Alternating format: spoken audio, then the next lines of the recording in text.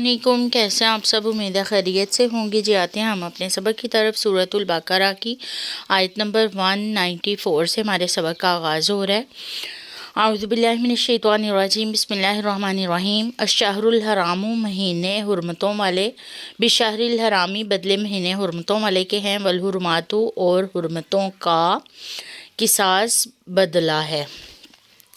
فامن اعتدی، پس جو کوئی زیادتی کرے، علیکم تم پر، فاعتدوا، پس زیادتی کرو، علیہ اس پر، بمثل مانند اس کے، معتدی جو اس نے زیادتی کی، علیکم تم پر، واتقوا اللہ، اور ڈرو اللہ سے، واعلموا اور جان لو، ان اللہ کہ بے شک اللہ تعالیٰ مع المتقین، متقین کے ساتھ ہے۔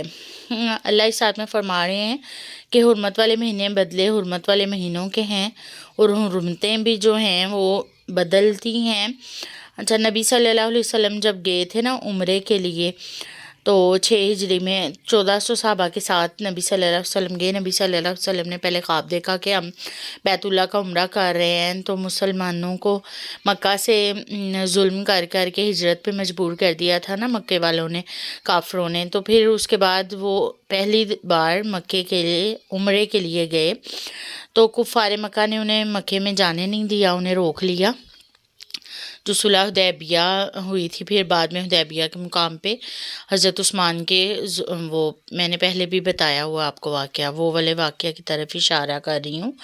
اچھا، تو یہ پھر طے پایا مسلمانوں میں کہ عمرے کے لیے جانے کے لیے اب اس دفعہ عمرہ نہیں کرنا، اگلی بار کرنا ہے۔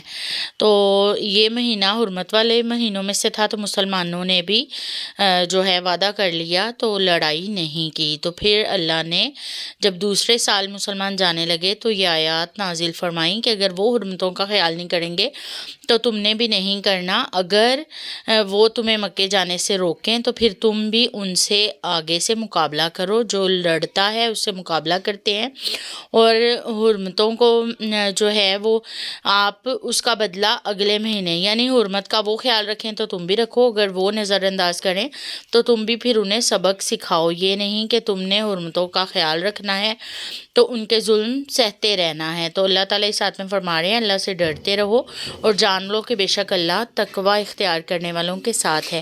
وَأَنفِقُوا فِي سَبِيلِ اللَّهِ، اور خرچ کرو اللہ کی راہ میں، وَلَا تُلْقُوا، اور مت لے جاؤ، بِأَيْدِيكُمْ اپنے ہاتھوں کو، إِلَى التَّهْلُكَةِ ہلاکت کی طرف، وَأَحْسِنُوا، اور نیکی کرو، إِنَّ اللَّهَ يُحِبُّ الْمُحْسِنِينَ، بے شک اللہ نیکی کرنے والوں کو پسند کرتا ہے۔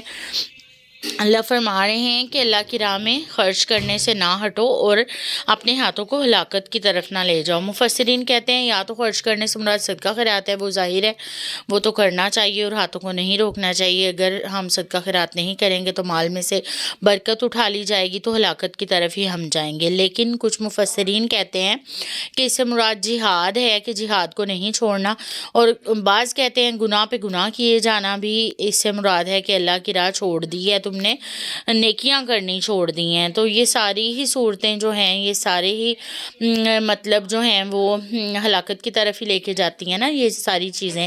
جہاد بھی چھوڑیں گے، اگر صدقہ خیرات بھی چھوڑیں گے، تو گناہ پہ گناہ بھی کریں گے، تو پھر اگر جہاد چھوڑیں گے تو دشمن جو ہے اس کو ہمارا ڈر نہیں رہے گا، تو وہ مضبوط ہو جائے گا، ہم کمزور ہو جائیں گے، تو ہماری ہلاکت ہی ہلاکت ہے۔ تو آگے حج اور عمرے کی آیات ہیں، وہ انشاءاللہ کل پڑھیں گے، ڈیٹیل والا سبق ہے۔ صدق اللہ العظیم۔